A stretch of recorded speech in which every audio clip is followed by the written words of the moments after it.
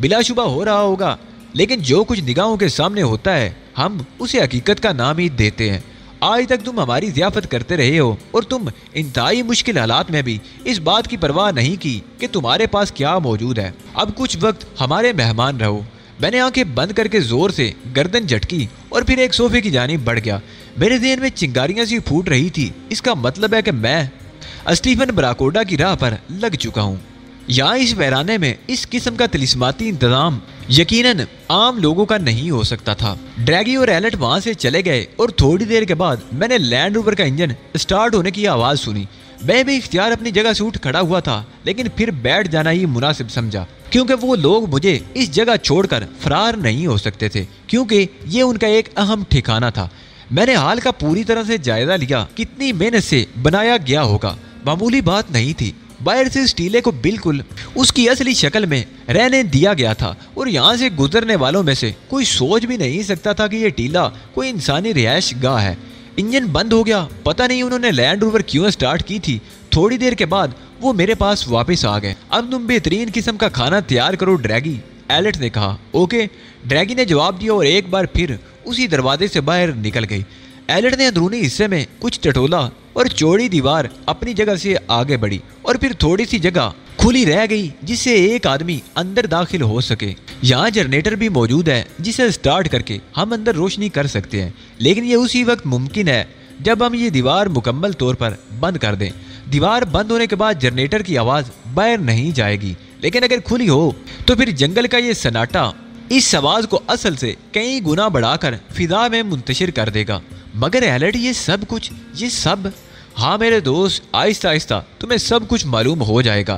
میں نے تم سے کہا تھا نا کہ ہم لائن آف کروزل کے محافظ ہیں، اور ہمیں لائن آف کروزل کی تمام بستیوں کو دشمنوں سے محفوظ رکھنے کے لیے طرح طرح کے انتظامات کرنے پڑے ہیں، ایلٹ نے کہا۔ مگر یہ ویرانہ، میرا مطلب ہے اس ویرانے میں رہ کر تم کیا کر رہے ہو؟ میں نے حیرت کا انداز برقرار رکھتے ہوئے کہا۔ بدائے تم اسے ویرانہ کہہ سکتے ہو، لیکن تم نے راستے میں ایک چوڑی پگڈنڈی دیکھی ہوگی جو پہاڑ سے گزر کر دوسری سمت جاتی ہے۔ دوسری جانب صرف چند میل کے فاصلے پر بنگانا ہے۔ بنگانا کیا چیز ہے؟ میں نے حیران لہجے میں سوال کیا۔ لائن آف کروزل کی ایک بستی جہاں ایک بہت بڑی فیکٹری کام کر رہی ہے۔ عربوں نے واقعی اس سلسلے میں تو کمال کیا ہے۔ ہاں، یہ ان کی اب تک کی کوششوں میں سب سے مؤثر اور سب سے خطرناک منصوبہ ہے، ایلٹ نے جواب دیا۔ تو اب تو پھر عربوں کے دشمن اس منصوبے سے بہت خوفزدہ ہوں گے۔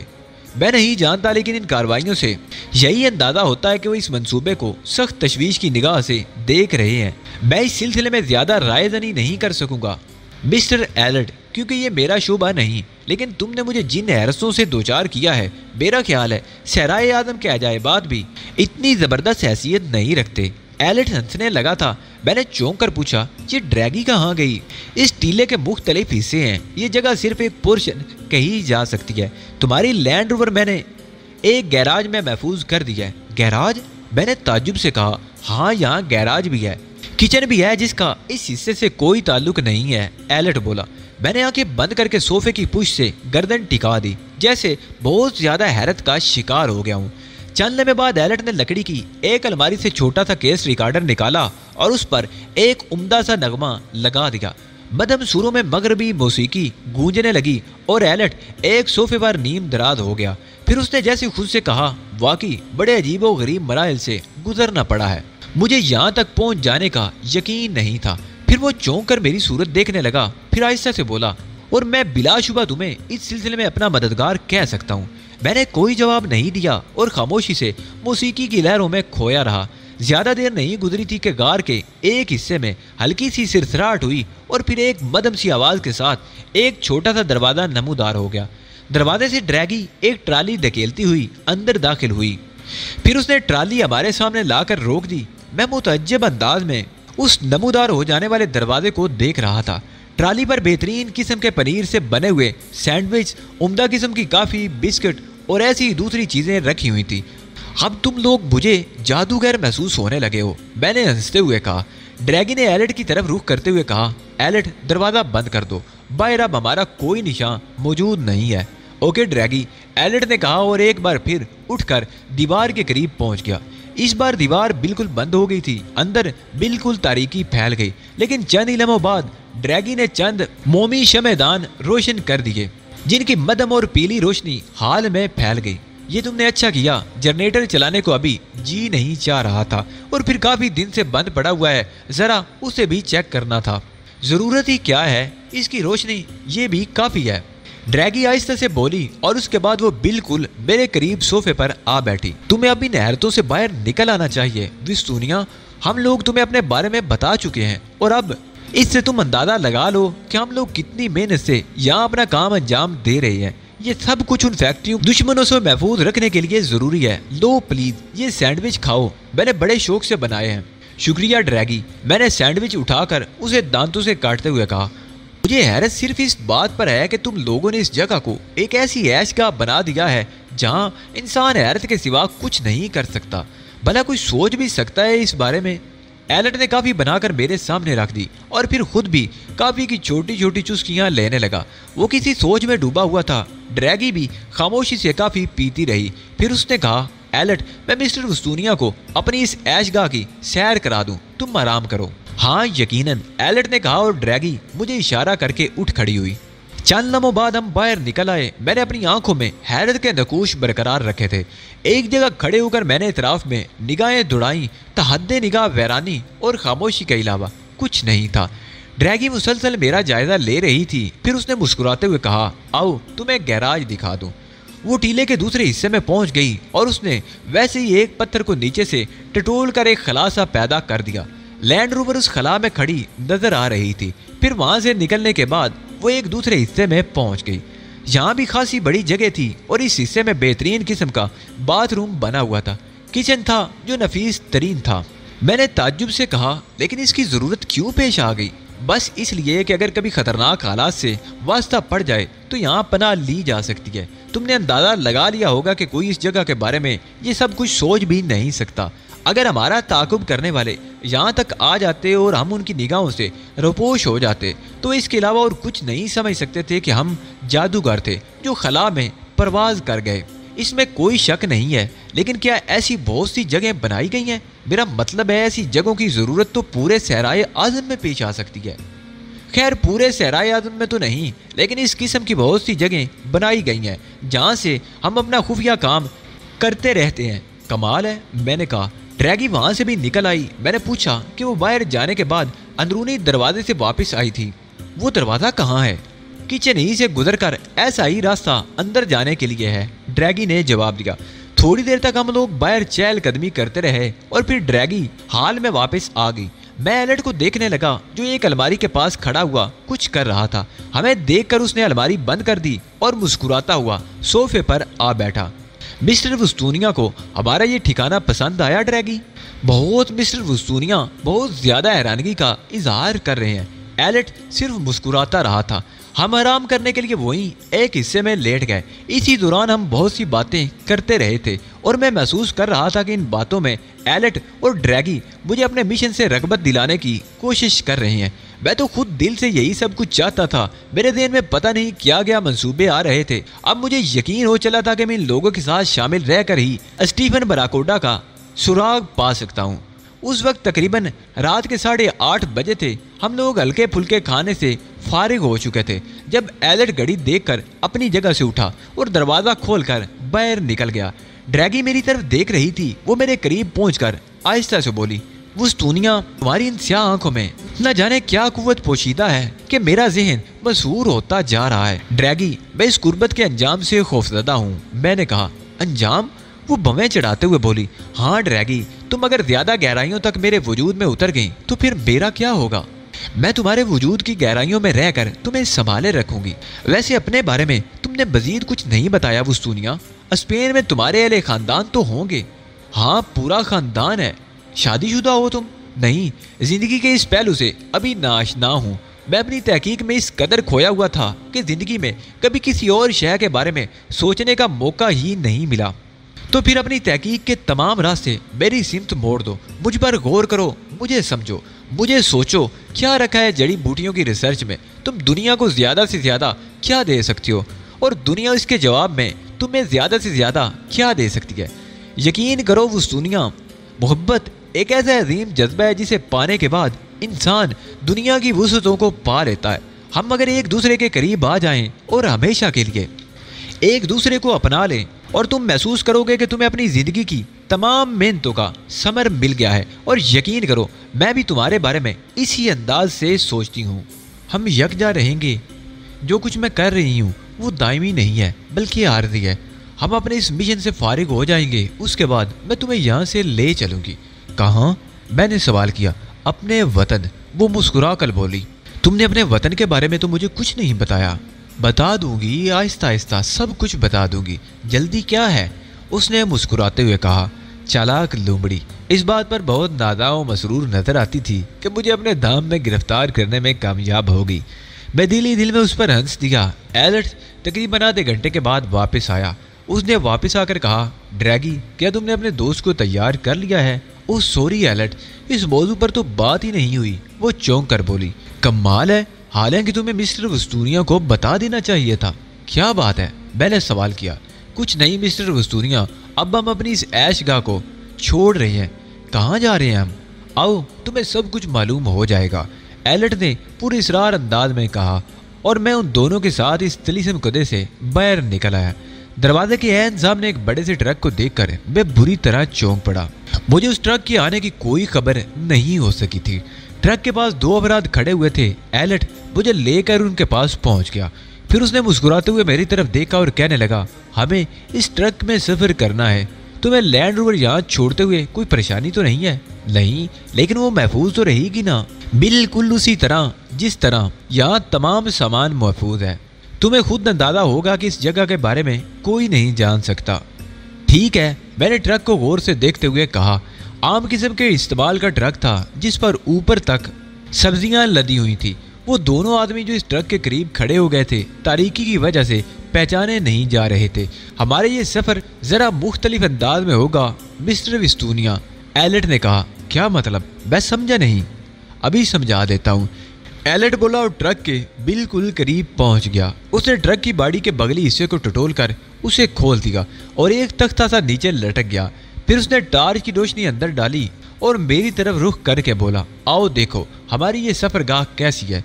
मैंने हैरान अंदाज में टार्च की रोशनी अंदर की और उसमें झांका तो ये देखकर मेरी आंखें हैरत से फैल गई। ट्रक की बाड़ी दोहरी थी, यानी सबसे ऊपर के हिस्से में सब्जियां लदी हुई थी और ये छोटा सा खला निचले हिस्से में था। अगर कोई ट्रक में दाखिल होकर इन सब्जियों को हटाकर इनकी तलाशी ले लेता तो उसे ये एहसास भी ना होता कि इस जमीन के नीचे एक छोटा सा खला भी है। इस खला में 8-10 आदमी बल्कि इससे कुछ ज्यादा अफराद इत्मीनान से लेट सकते थे और दूसरों की निगाहों से पोशीदा रह सकते थे। अंदर उम्दा किस्म का कालीन बिछा हुआ था जिससे अंदाजा होता था कि ये ट्रक इसी मकसद के लिए अमूमन इस्तेमाल किया जाता होगा। हमें इसी खला में लेटकर सफर करना होगा यकीनन, लेकिन तुम्हें जरा भी घुटन का एहसास नहीं होगा क्योंकि इस खला में ऐसी जगह रखी गई हैं जहाँ से हवा अंदर आ सके। और मेरा ख्याल है अब हमें ज्यादा वक्त जाया नहीं करना चाहिए। उसने सबसे पहले ड्रैगी को सहारा देकर अंदर दाखिल कर दिया और उसके बाद मैं और फिर वो खुद भी उस खिला में अंदर रींग आया। उसके बाद बाहर मौजूद लोगों ने तख्तों को लगाकर वो जगह बराबर कर दी और अंदर से उसमें चुटकियां लगा दी गईं। चंद लम्हों के बाद ट्रक स्टार्ट हुआ और जोरदार आवाज के साथ आगे की सिमत बढ़ गया। मुझे अंदाजा हो गया था कि अब वो उस पगडंडी के रास्ते बंगाना की जानिब सफर करेगा। सफर शुरू हो गया था। मेरा ज़हन मुसलसल सोच में मसरूफ था। ज़ाहिर इस तरह बंगाना में दाखिल होने वाले लाइन ऑफ क्रोजल के मुहाफिज नहीं हो सकते थे और यकीनन उनका ताल्लुक इन फैक्ट्रियों के दुश्मनों से था। रास्ता नामवार था, इसलिए झटके लग रहे थे और बार बार हम लड़कने से बचने के लिए ट्रक की बाड़ी को पकड़ना पड़ता। फिर जब ट्रक चढ़ाई पर चढ़ने लगा तो ड्रैगी लुढ़कनियां खाती हुई मेरे ऊपर आ पड़ी और उसने मजबूती से मुझे जकड़ लिया। झटकों के सबब इधर उधर लड़कना तो मुमकिन था, लेकिन ड्रैगी की ये हरकत दानिस्ता थी। मैंने आहिस्तगी से उसे एक तरफ हटा दिया और वो कहका लगाकर हंस पड़ी। ये सफर भी तुम्हारी जिंदगी का यादगार सफर रहेगा वस्तूनिया, उसने हंसते हुए कहा। हाँ, इसमें कोई शक नहीं, मैंने जवाब दिया। ट्रक का सफर मुसलसल जारी रहा। थोड़ी देर के बाद वो एक ढलान पर पहुंच गया। यहाँ भी लड़कने की वही कैफियत थी। मेरी समझ में नहीं आ रहा था कि इन लोगों ने मुझे अपने साथ रखने का खतरा क्यों मोल लिया। हालांकि इसकी बजाय कुछ और होना चाहिए था। کسی اجنبی آدمی کو اپنے راز میں شریک کرنا کسی طور مناسب نہیں تھا۔ وہ کسی بھی طرح مجھ پر قابو پا کر اس لینڈ روور کو اپنے قبضے میں لے سکتے تھے تاکہ اپنے ٹھکانے تک پہنچ سکے۔ ممکن ہے وہاں انہوں نے سوچا ہو کہ میں ان کے لیے بے ضرر ہوں، اس لیے انہوں نے اپنے ساتھ ایک آدمی کا اضافہ مناسب سمجھا۔ بہرحال جو بھی صورت ہو، مجھے اب اس بات کی پرواہ بھی نہیں تھی کہ وہ مجھ سے کتنے مخلص تھے۔ مجھے یہ اطمینان حاصل ہو گیا تھا کہ میں صحیح سمت میں آگے بڑھ رہا ہوں، اور آئندہ جو بھی حالات پیش آئے ان سے نمٹنے کے لیے میں پوری طرح تیار تھا۔ اس ٹرک کی آمد بھی ابتدا میں میرے لیے حیران کن رہی تھی، لیکن پھر مجھے خیال آیا کہ اس پناہگاہ میں یقیناً بنگانا سے رابطے کا کوئی انتظام ضرور ہوگا۔ جس وقت ڈریگی مجھے اس جگہ کی سیر کرانے لے گئی تھی، اس وقت ایلٹ نے بنگاما میں کسی کو پیغام بھیجا ہوگا اور یہ ٹرک طلب کیا گیا ہوگا۔ رات گہری تاریک تھی جب ٹرک اپنا سفر طے کر کے آبادی تک پہنچ گیا۔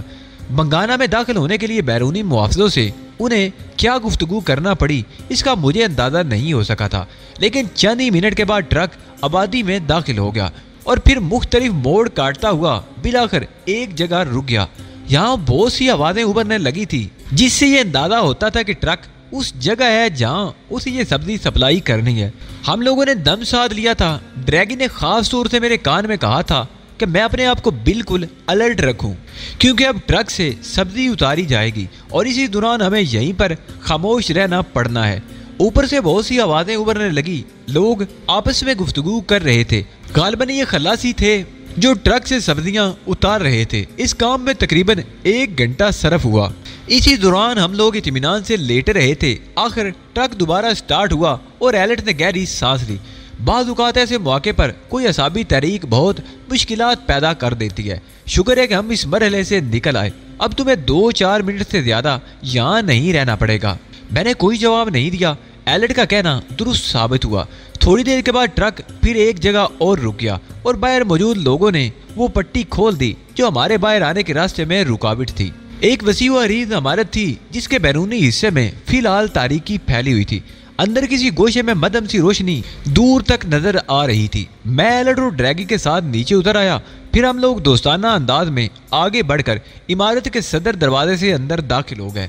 میں بڑے تجسس کا شکار تھا۔ ٹرک کے ایک حصے پر میں نے فائن بورڈ لکھا ہوا دیکھ لیا تھا جس سے یہ اندازہ ہوتا تھا کہ اس ٹرک کا تعلق کسی ادارے یا کمپنی سے ہے جو یہاں سبزیاں وغیرہ سپلائی کرتی ہے۔ فائن بورڈ کے اس نام کو میں نے اپنے ذہن میں محفوظ کر لیا تھا۔ عمارت اندر سے کافی کشادہ تھی، طرز تعمیر بھی خوبصورت تھا۔ وہ لوگ مجھے لیے ہوئے ایک بڑے سے کمرے میں پہنچ گئے۔ ڈریگی نے ہنستے ہوئے کہا، یہ ہماری منزل وستونیا، تم یہاں آرام سے رہ سکتے ہو، تمہیں کوئی دقت پیش نہیں آئے گی۔ میں نے کوئی جواب نہیں دیا، حالانکہ بہت سے سوالات میرے ذہن میں ابھر رہے تھے۔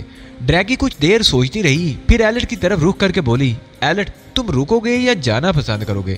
ڈریگی مجھے تو بس اجازت ہی دو، میرا خیال ہے وقت ضائع کیے بغیر ان لوگوں کو میں اپنی رپورٹ دے دوں۔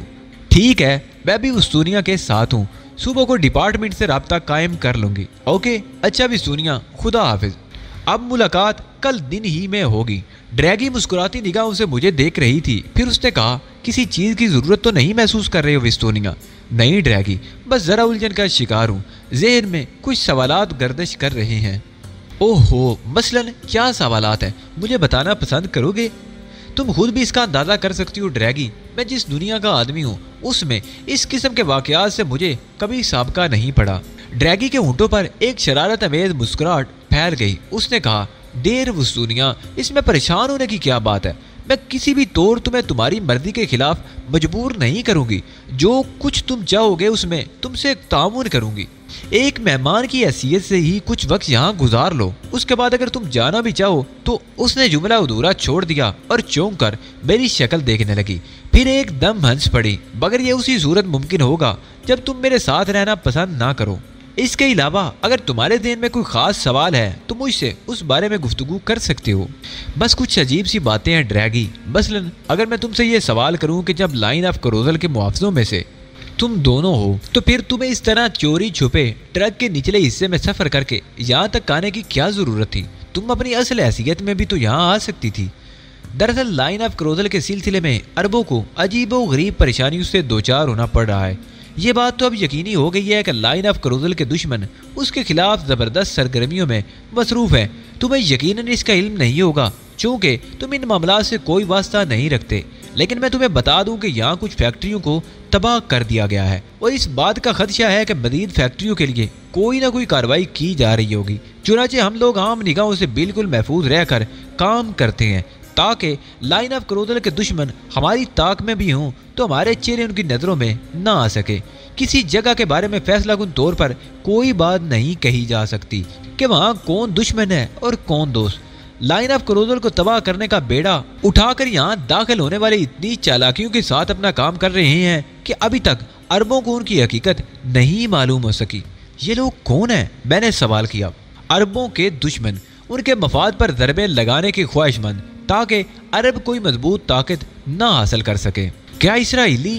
ہاں، اسرائیلی بھی، اس کے علاوہ وہ لوگ بھی جو اسرائیلی مفادات سے دلچسپی رکھتے ہیں۔ میرا خیال ہے تم ان خیالات کو ذہن سے جھٹک کر اب سونے کی کوشش کرو۔ کل دن میں بھی کافی دیر تک سوتے رہنا کوئی پریشانی کی بات نہیں ہے۔ اوکے ڈریگی، دراصل ٹرک میں جس انداز میں سفر کیا ہے اس سے بدن بہت تھکن محسوس کر رہا ہے۔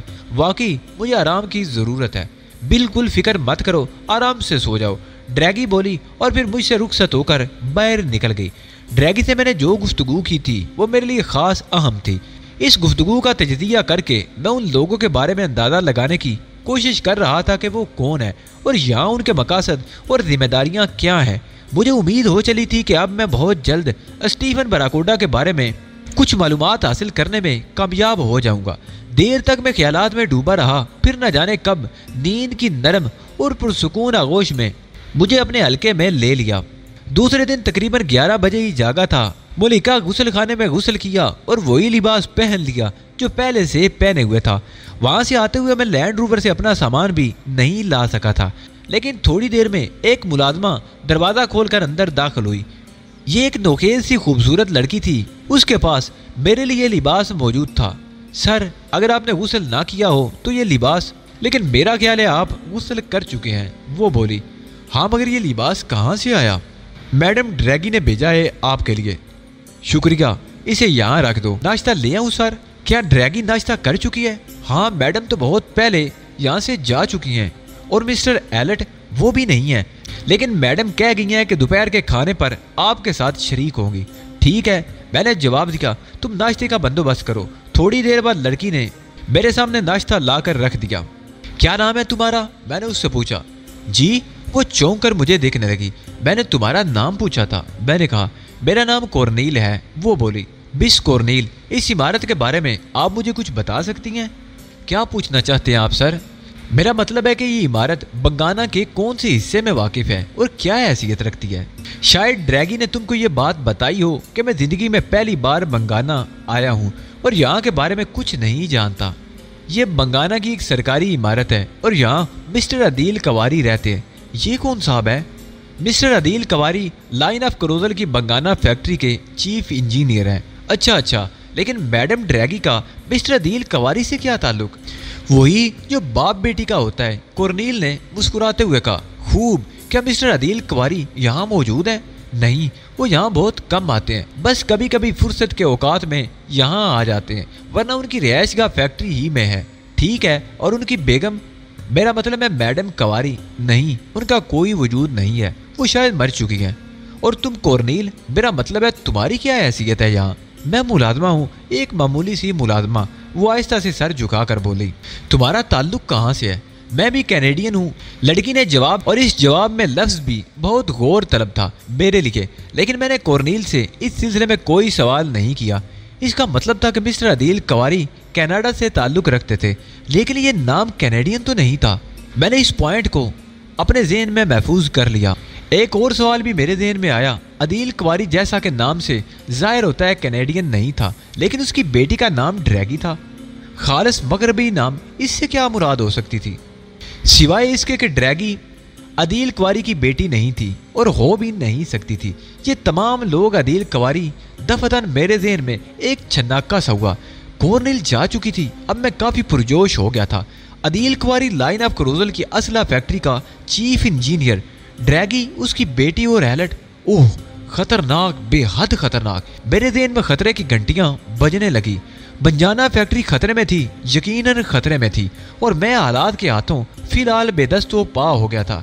यहाँ दाखिल होते हुए लैंड रोवर साथ नहीं ला सका था और मेरा वो तमाम अहम सामान लैंड रोवर ही में महफूज था, जिसके जरिए मैं अपने साथियों से रब्ता कायम कर सकता था। ट्रक ने जितना तवील सफर तय किया था उससे यह अंदाजा भी हो गया था कि मेरा आसानी से वापस वहां पहुंचना तकरीबन नामुमकिन है। मैं न जाने कब तक इस बारे में गौर करता रहा। बंगाना फैक्ट्री का दिफा जरूरी हो गया था और इस सिलसिले में मैं अब जो भी कर सकता था मुझे तनहा ही करना था। दोपहर का खाना भी तनहा ही खाना पड़ा। लंच लेकर वही लड़की कोर्नील आई। उसने माजरत के अंदाज में कहा, मैडम का टेलीफोन मौसूल हुआ था, मुझे उन्होंने आपसे माजरत करने के लिए कहा है। कुछ अचानक काम पेश आ गए हैं जिसकी वजह से वो इस वक्त वापस नहीं आ सकी। ठीक है, कोई बात नहीं मिस कोर्नील, आप तो मौजूद हैं। जी, मैं क्या हैसियत रखती हूँ, एक मामूली सी खादमा हूँ। मेरे आखिरी जुमले पर वो कुछ बुखला सी गई थी। मामूली क्या होता है, ये आज तक मेरी समझ में नहीं आ सका। आपको देखकर ये तसव्वुर ज़हन में नहीं उभरता कि आप खादमा हो सकती हैं। कोर्नील ने खौफजदा निगाहों से मुझे देखा और फिर बाहर निकल गई। मुझे उसके इस खौफ पर हंसी आ गई थी। खाने के बाद मैं थोड़ी देर तक वहीं बैठा रहा, फिर अपने कमरे का दरवाज़ा खोलकर बाहर निकल आया। कुछ फासले पर कोर्नील खड़ी नजर आई, मुझे देखकर चौंक पड़ी और फिर जल्दी से मेरे करीब पहुंच गई। जी, कोई ज़रूरत है? नहीं, क्यों, क्या मैं अपने कमरे से बाहर नहीं निकल सकता? जी, वो दरअसल मिस्टर एलेट कह गए थे कि अगर आप बाहर जाने की कोशिश करें तो आपको ये बता दिया जाए कि अभी हालात आपके लिए साजगार नहीं हैं। गोया फ़िलहाल मुझे यहीं कैद रहना होगा। अपने घर में कैद नहीं रहा जाता जनाब, वो बोली। खूब मिस कोर्नील, आपने इसे मेरा घर कैसे करार दे दिया? मेहमान ही सही, मेहमान काबिले एहतराम होते हैं और मुझे इखलाकन यही अल्फाज कहने चाहिए। आप बहुत बाइखलाक हैं मिस कोर्नील, लेकिन मैं महसूस करता हूँ कि हद से ज्यादा मोहतात भी हैं। एक मुलाजमा को मोहतात ही रहना चाहिए जनाब, कोर्नील ने आहिस्ता से कहा। अफसोस न जाने क्यों मेरा दिल आपको मुलाजमा समझने के लिए तैयार नहीं। मैंने जब से आपको देखा है। सॉरी सर, मैं अभी हाजिर होती हूँ। मेरा ख्याल है टेलीफोन की घंटी बज रही है, उसने कहा और एक बार फिर दौड़ती हुई वहां से निकल गई। मैं सोचने लगा कि अगर इस तरह मैं इस इमारत से बाहर निकलने की कोशिश करूं तो कोई गड़बड़ ना हो जाए। थोड़ा सा वक्त इंतजार में गुजार लेने में कोई हर्ज नहीं। शाम की चाय पर मैंने कोर्नील से कहा कि अगर मिस्टर अदील कुंवारी आए तो उन्हें मेरे बारे में ज़रूर इतला दे दी जाए। मैं उनसे मिलना चाहता हूँ। आपका ये पैगाम ज़रूर उन तक पहुँचा दिया जाएगा सर। मेरा नाम शायद तुम्हें नहीं बताया गया, मिस्टर वस्तूनिया, उसने मुस्कुराते हुए कहा और फिर जल्दी से संभल गई, जैसे मुस्कुराहट गलती से उसके होंठों पर आ गई हो। बेहद मोहताज लड़की थी। वक्त गुजरता रहा, यहाँ तक कि रात आ गई। रात के खाने को जी नहीं चाहता था, भूख ही नहीं महसूस हो रही थी। मैंने कोर्नील से मादरत कर ली और इत्मीनान से अपने बेडरूम में सो गया। सुबह मुझे ड्रैगी ने आकर जगाया। वो मेरे बिल्कुल ही करीब बैठी हुई थी और बहुत ही बेतकल्लफ अंदाज में उसे इतने करीब देखकर मैंने एक लम्हे के लिए बुखलाए हुए अंदाज में उसे देखा और उठने की कोशिश की, लेकिन उसने मेरे सीने पर हाथ रखकर दबाव डाला तो मैं मुस्कुराकर मसहरी पर दराज हो गया। तुम्हारी मुस्कुराहट बताती है कि तुम मुझसे नाराज नहीं हो। नहीं ड्रैगी, तुम्हारी मसरूफियत से मैं कैसे इनकार कर सकता हूँ। अलबत्ता एक बात जरा परेशान कुन है। क्या? मैं इस इमारत से बाहर नहीं निकल सकता? ये वक्ती बात है। हम जिस तरह यहाँ दाखिल हुए हैं उससे तुमने अंदाजा लगा लिया होगा कि हमें अपने दुश्मनों से किस कदर मोहतात रहना पड़ता है। मैं अपना काम कर लूँ, उसके बाद बहुत से लोगों से तुम्हारा तारुफ कराऊंगी। तुम्हें मुकम्मल आज़ादी होगी। प्लीज़ इस बात को महसूस न करना। ठीक है, अब तुम्हारी मसरूफियात का क्या आलम है? बस कुछ वक्त और लगेगा, शायद एक दिन या ज़्यादा से ज़्यादा 2 दिन। एलेट एक काम से गया है, वो वापस आ जाए तो हमारा काम ख़त्म हो जाएगा। ये इमारत क्या हैसियत रखती है? मेरी रिहाइश गाह है। ड्रैगी आंखें फैलाकर बोली। तनहा रहती हो? तकरीबन। डैडी मसरूफ आदमी है। तुम्हारे डैडी? मिस्टर अदील कुंवारी, वो जल्दी से बोली। क्या मतलब? ये नाम तो, मैंने चौंकते हुए कहा। वो मुसलमान है और तुम ईसाई, उसने मुस्कुरा कर कहा। मैं अपनी माँ के मजहब पर अमल पैरा हूँ। मेरी माँ कैनेडियन थी, उसने बताया। गुड। मिस्टर अदील कुंवारी यहाँ क्या करते हैं? असला फैक्ट्री में चीफ इंजीनियर हैं। उन्होंने ही मेरी ड्यूटी लगाई है। कितना अरसा हो गया तुम्हें यहाँ आए हुए? मैं तो तकरीबन 8 माह से हूँ। अलबत्ता डैडी को कई साल हो गए। तुम्हारे डैडी तुमसे मेरे बारे में नहीं पूछेंगे तो मैं उन्हें बता दूंगी, इसमें परेशानी की क्या बात है? उसने मुस्कुराते हुए कहा। अब मुझे उठने दो, नाश्ता नहीं करोगी? नाश्ता? उसने शरीर निगाहों से मुझे देखते हुए कहा, फिर उठ गई। जाओ, तुम भी क्या याद करोगे? ناشتے سے فارغ ہو کر وہ مجھ سے اجازت لے کر چلی گئی، لیکن 10:30 بجے کے قریب اس نے فون پر مجھ سے بات کی۔ ہیلو وستونیا، کہاں سے بول رہی ہو؟ میں نے پوچھا۔ جگہ کے بارے میں نہیں بتاؤں گی، ہاں ڈیڈی سے ملاقات ہو گئی ہے۔ گڈ۔ میرے بارے میں ذکر کر دیا ان سے؟ ہاں، وہ لنچ تمہارے ساتھ ہی کریں گے، ممکن ہے میں تم لوگوں کے ساتھ لنچ پر موجود نہ ہوں۔ ان سے میرا تعارف کون کرائے گا؟ میں کرا چکی ہوں، تم فکر مت کرو، اب وہ تم سے پوری طرح واقف ہیں۔ اوکے ڈیئر، اور کچھ؟ بس رات کو ملوں گی، بائی۔ اس نے فون بند کر دیا۔ میں خود کو مسٹر عدیل کواری سے ملاقات کے لیے ذہنی طور پر تیار کرنے لگا۔ 12:30 بجے کورنیل میرے پاس آ گئی، مجھے دیکھ کر مسکرائی اور پھر فوراً ہی سنبھل گئی۔ کیا بات ہے کورنیل؟ وہ سر سوری، مسٹر عدیل کا فون آیا تھا ابھی، کورنیل نے کہا۔ خیریت؟ جی ہاں، لنچ وہ یہاں نہیں کریں گے، آپ کو انہوں نے کہیں اور بلایا ہے۔ کہاں؟ یہ میں نہیں جانتی، ابھی ولسن آپ کو یہاں سے لے جائے گا۔ ولسن کون ہے؟ میں نے پوچھا۔ مسٹر عدیل کا ڈرائیور ہوں۔ تم مجھے دیکھ کر مسکرائی کیوں تھی؟ میں نے اس کی آنکھوں میں دیکھتے ہوئے کہا۔ نہیں تو سر، سوری سر۔ وہ بکھلا گئی۔ تم جانتی ہو تمہاری مسکراہٹ مجھے کتنی خوبصورت لگتی ہے۔ ابھی تھوڑی دیر میں ولسن آ جائے گا سر، میں آپ کو اطلاع دوں گی۔ اس نے کھسکنے کی کوشش کی تو میں نے آگے بڑھ کر اس کا بازو پکڑ دیا۔ کورنیل، میں نے نرم لہجے میں کہا۔ سر، وہ خوفزدہ لہجے میں بولی۔ کیا میں بہت بھیانک ہوں؟ اگر تم مجھ سے اس قدر خوفزدہ کیوں ہو؟ سر، میں جانا چاہتی ہوں، مگر میں تم سے کچھ باتیں کرنا چاہتا ہوں۔ دیکھو کورنیل، ڈریگی یا مسٹر عدیل کواری کے نزدیک تمہاری جو بھی حیثیت ہو، لیکن میں تمہیں اپنے جیسا ہی ایک انسان سمجھتا ہوں، اور انسانیت کے ناطے سے میری نظر میں تم ڈریگی سے کسی طور کمتر نہیں ہو۔ میرے لیے خطرات پیدا ہو جائیں گے سر، آپ پلیز سر۔ وہ اپنا بازو چھڑانے لگی۔ کیسے خطرات پیدا ہو جائیں گے؟ تمہارا کیا خیال ہے؟ میں کسی کو اس بارے میں کچھ بتا دوں گا؟ سر، مجھے چھوڑ دیجیے، وہ روان سے انداز میں بولی۔ او سوری کورنیل، ویری سوری۔ میں نے اس کا ہاتھ چھوڑ دیا، لیکن اس نے اس بار بھاگ جانے کی کوشش نہیں کی تھی۔ میڈم نے مجھے سختی سے منع کیا ہے سر کہ میں آپ سے کسی قسم کی گفتگو نہ کروں۔ انہوں نے مجھ سے خاص طور سے پوچھا تھا کہ آپ نے مجھ سے کوئی بات تو نہیں کی۔ میں نے اپنے اور آپ کے درمیان ہونے والی گفتگو انہیں بتا دی تھی، جس پر انہوں نے کہا تھا کہ آئندہ میں آپ سے کوئی بات نہ کروں۔ ایک بار پھر معافی چاہتا ہوں کورنیل، اگر یہ بات ہے تو میں تمہیں گفتگو پر مجبور نہیں کروں گا۔ میں بہت ادنا سی ملازمہ ہوں سر، بہت معمولی حیثیت کی مالک ہوں، اس نے کہا اور باہر نکل گئی۔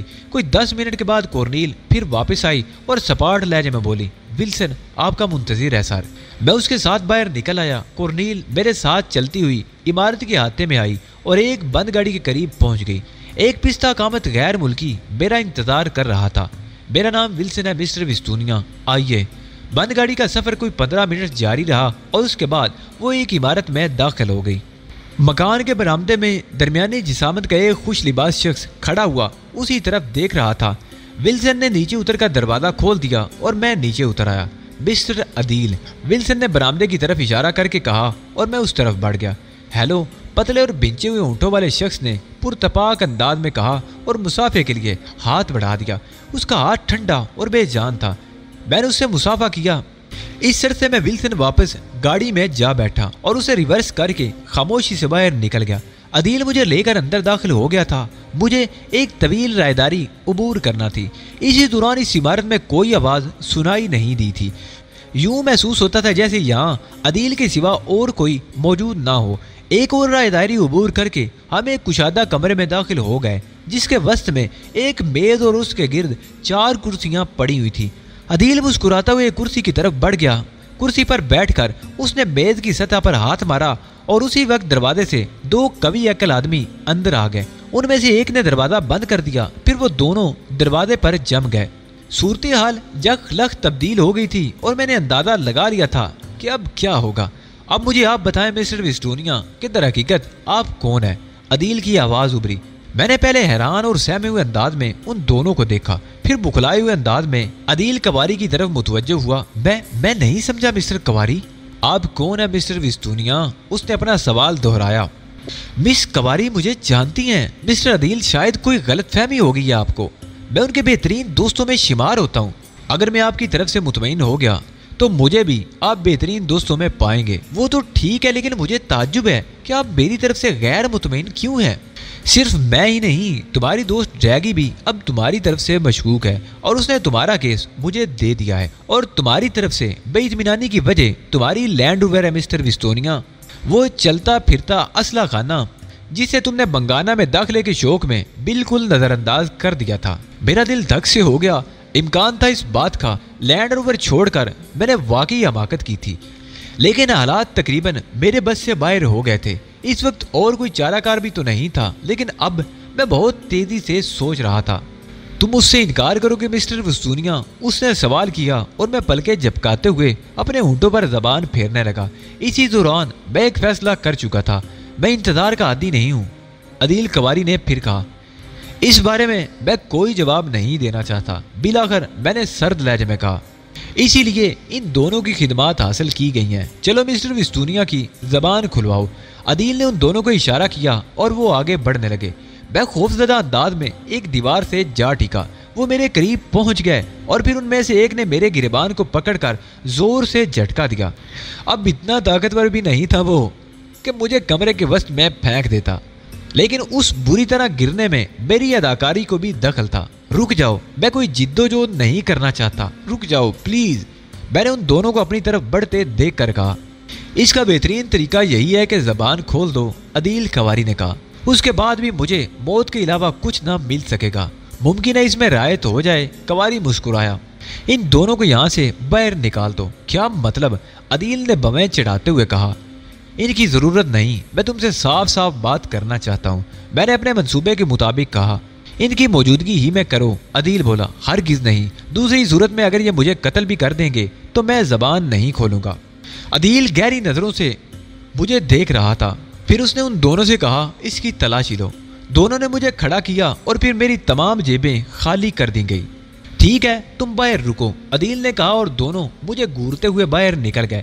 عدیل سوالیہ نگاہوں سے مجھے دیکھنے لگا۔ تمہارا تعلق لائن آف کروزل سے ہے؟ میں نے کہا، یہ سب کچھ تمہیں معلوم ہے، عدیل نے جواب دیا۔ میں تم سے ایک سودا کرنا چاہتا ہوں۔ خوب، اس کی نوعیت؟ میرا انکشاف تمہاری آنکھیں کھول دے گا، لیکن اس کے عوض تم مجھے کیا دو گے؟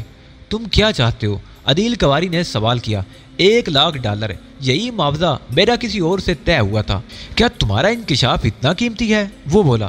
اس کا اندازہ تم خود کر لینا، میں نے کسی قدر اعتماد سے جواب دیا۔ چلو ٹھیک ہے، تمہاری زندگی اور $1,00,000 بشرطیہ کہ تم مجھے متاثر کرنے میں کامیاب ہو گئے۔ اس بات کی کیا ضمانت ہے کہ تم اپنے وعدے کی پابندی کرو گے؟ کوئی ضمانت نہیں، صرف اعتماد کرنا ہوگا، عدیل کواری نے کہا۔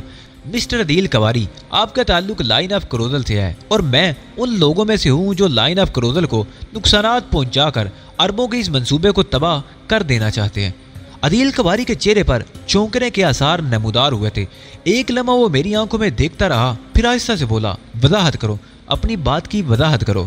شاید تمہیں اس بات کا علم نہ ہو کہ لائن آف کروزل کی تمام فیکٹریاں اسرائیلی ایجنٹوں کی زد پر ہیں اور صحرائے اعظم میں ان کو تباہ و برباد کرنے کے لیے زبردست کوششیں ہو رہی ہیں۔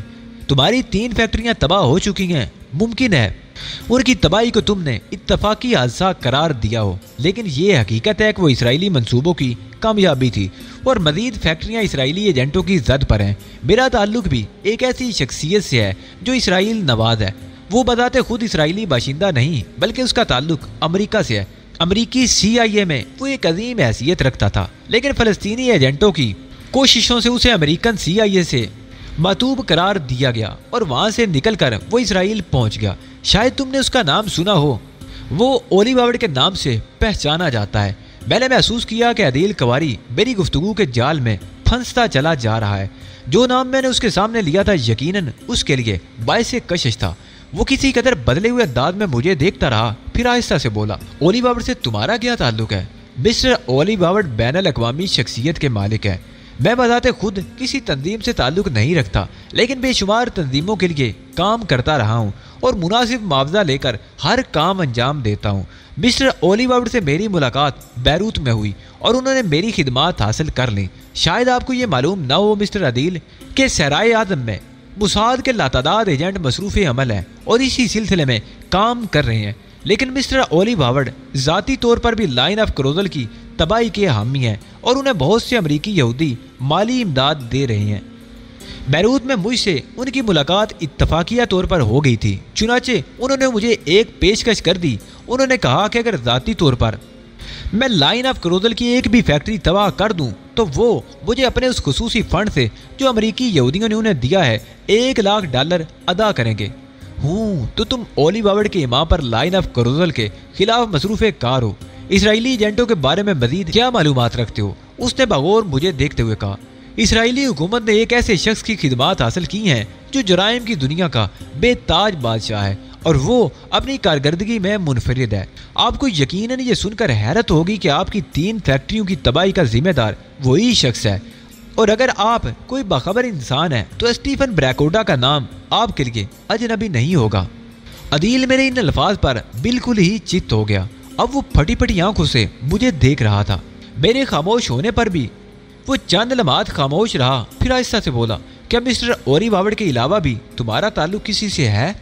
میں تمہیں بتا چکا ہوں کہ میرا براہ راست تعلق کسی سے نہیں، میں صرف اپنا کام کرتا ہوں، اور یہی وجہ تھی کہ جب مسٹر ڈریگی نے مجھے صورتحال سے آگاہ کیا تو میں نے ہر قیمت پر بنگانا میں داخل ہونے کا فیصلہ کر لیا۔ یہاں میں اسی مقصد کے تحت داخل ہوا تھا کہ اگر مجھے موقع مل جائے تو میں یہیں روپوش ہو جاؤں اور اس کے بعد اپنا کام کروں۔ حالات اسی طرح اچانک پیش آئے تھے کہ میں اپنی لینڈ روور یہاں تک نہیں لا سکا اور آپ لوگوں کے علم میں آ گیا۔ بہرطور مجھے اسرائیلی مقاصد سے دلچسپی ہے اور نہ آپ لوگوں کے مفادات سے۔ میں اپنا کام کر کے اپنا معاوضہ وصول کرنا چاہتا تھا اور اس کے بعد اپنی دنیا میں گم ہو جانے کا خواہش مند تھا۔ $1,00,000 میں نے کبھی یک مشت نہیں کمائے، چنانچہ میری تمام دلچسپیاں اس پروگرام کے ساتھ تھیں۔ البتہ میں اس کا قائل ہوں کہ جب کوئی کام دائرہ اختیار میں نہ رہے تو پھر اس سے الگ ہٹ جانا چاہیے۔ مجھے اپنی زندگی درکار ہے اور دولت بھی۔ آپ پر میں نے یہ انکشافات کر کے اپنے ہاتھ کاٹ لیے ہیں، لیکن میں نے ہمیشہ زندگی میں اسی قسم کے رسک لیے ہیں۔ اگر آپ محسوس کرتے ہیں کہ میری یہ انکشافات آپ کے لیے کارآمد ہے تو پھر آپ مجھے میرا معاوضہ ادا کر دیجئے، باقی سب کچھ آپ پر منحصر ہے۔ عدیل کواری متحرانہ نگاہوں سے مجھے دیکھ رہا تھا، پھر اس نے آہستہ سے کہا، اس بات کا کیا ثبوت ہے کہ جو کچھ تم کہہ رہے ہو وہ درست ہے؟ کیا ثبوت مہیا کر سکتا ہوں میں آپ کو؟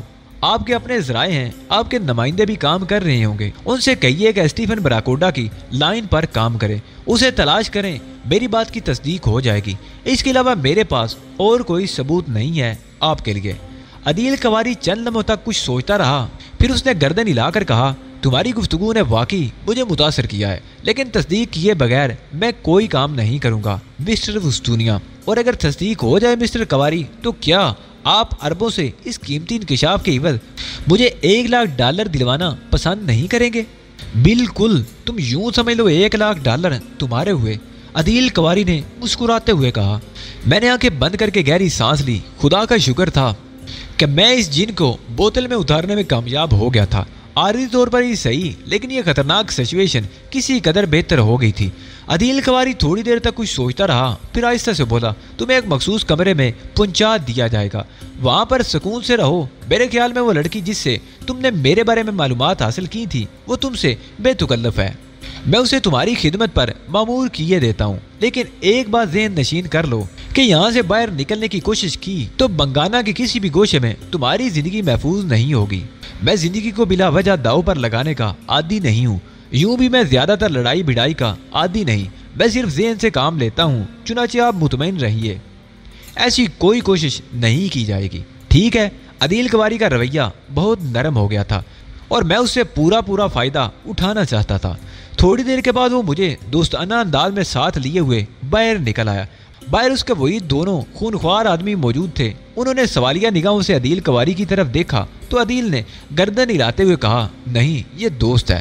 وہ دونوں حیران رہ گئے۔ عدیل کواری مجھے ساتھ لیے ہوئے اسی عمارت کے ایک اندرونی گوشے میں آیا اور پھر ایک کمرے میں داخل ہوتے ہوئے بولا، یہ تمہاری رہائش گاہ ہے، یہاں بہت سے لوگ پہرے پر ہیں، میں نے جو کچھ کہا ہے اس کا خاص طور سے خیال رکھنا، یہ تمہارے حق میں ہی بہتر ہے، اور ایک بار پھر میں تمہیں اطمینان دلاتا ہوں کہ تمہاری ہر بات پوری طرح توجہ دی جائے گی، میری طرف سے بالکل مطمئن رہیں۔